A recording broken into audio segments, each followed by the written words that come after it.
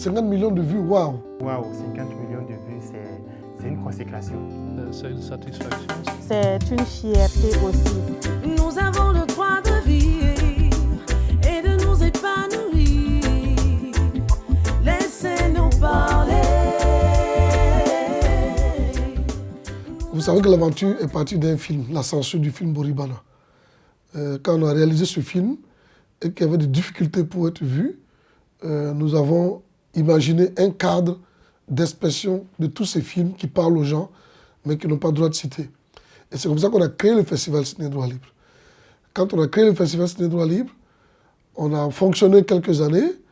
Ensuite, on a senti la nécessité d'aller vers les gens, donc de décentraliser le festival. D'abord d'aller dans les quartiers populaires, ensuite d'aller dans les autres villes. Et puis après, on s'est dit, mais entre deux festivals, on fait quoi? Donc il y a un lien direct entre le festival et la Droit Libre TV. C'est pour ça que vous voyez que ça s'appelle Droit Libre TV. On a Festival Ciné Droit Libre et Droit Libre TV. Donc c'est comme si d'un côté tu as Festival, Droit Libre, et de l'autre côté tu as Droit Libre TV. Donc une télévision sur le net. Donc c'était pour occuper les jeunes notamment, la jeunesse notamment, entre deux festivals ou après le festival doit continuer sur le net parce que les jeunes sont sur le net. On a donné la parole à des paysans, à des agriculteurs, à des ouvriers, à des déplacés internes, à des corps-héros. Pratiquement toutes les couches de la société ont eu accès à la parole sur la web télé.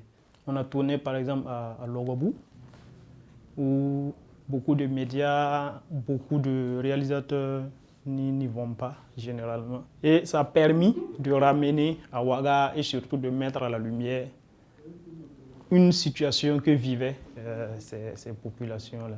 Un des reportages qui m'a le plus marqué, on était allé dans un village à une 60aine de kilomètres de Ouaga. Et quand on a fini le reportage, on était avec des t-shirts Droit Libre TV et on avait des poulets. Les gars, ils étaient tellement contents qu'ils nous ont donné 4 ou 5 poulets. Donc on a mis les poulets là-dessus, la moto, on était tellement contents et on chantait. Voilà, c'est un moment que je ne peux pas oublier, c'était Baka Ouattara. À présent que vous êtes installé avec le sommaire de cette émission en images, je vous présente... Vraiment, je voudrais rendre hommage à un pionnier de cette web télé, Bakary, qui vraiment a donné tout. Vraiment, il était prêt à tout terrain. Non seulement il fait partie des tout premiers géris, donc ce qu'on appelait des journalistes reporters d'images, il est à la caméra, il est au son, il est au montage et il a la voix. Donc il faisait tout le complexe du journaliste. Et à côté de ces violences que vous évoquez, il y a l'insécurité, le terrorisme. Concrètement, qu'est-ce que Amnesty fait? Dans ma vie professionnelle, je peux dire que Droit Libre TV a d'abord été une école. Comme je le disais tantôt, Droit Libre TV m'a formée. Je suis partie, j'étais une journaliste. Droit Libre TV m'a apporté davantage en termes d'engagement.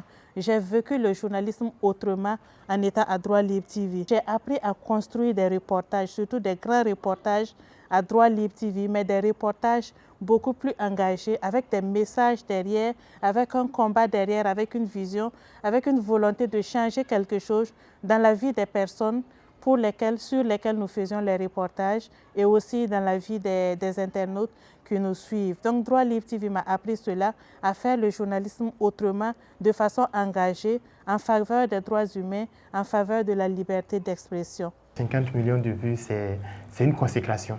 C'est une consécration parce que Droit Libre TV, ça veut dire qu'il y a eu du boulot, il y a eu du travail qui a été fait, un travail de qualité.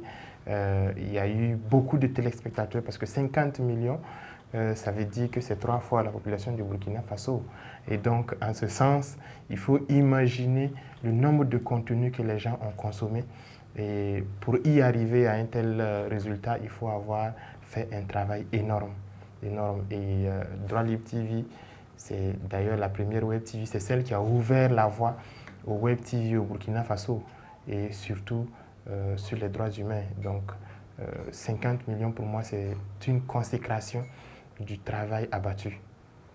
Il y a des moments où, surtout dans la région de l'Est, où voilà, j'ai tourné quand même pendant longtemps, plus de 3 ans, le contexte était difficile, parfois il faut se camoufler, parfois il faut utiliser d'autres moyens pour pouvoir se rendre sur le terrain et travailler. Et c'est assez difficile, parce que c'est avec la peur au ventre et c'est après que tu te rends compte aussi des risques, voilà, pris et tout ça. 10 ans d'existence depuis un bon moment.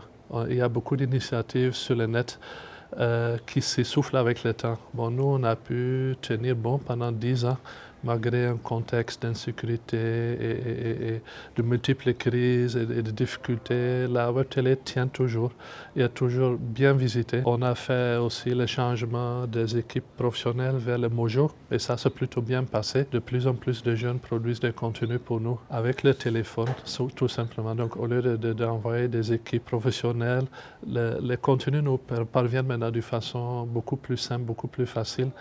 Le message que j'ai à l'endroit des internautes qui nous ont suivis pendant toutes ces années, c'est d'abord de dire merci, bien sûr.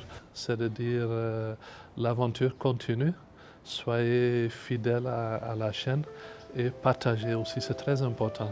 Continuez de suivre parce qu'il y aura du nouveau, il y a des défis qui sont à relever, donc vous aurez, peut-être télé va continuer à vous surprendre, à vous émerveiller, à vous révolter. Mais c'est ça l'objectif de cette télé, pour que le monde tourne plus droit, plus juste et plus libre.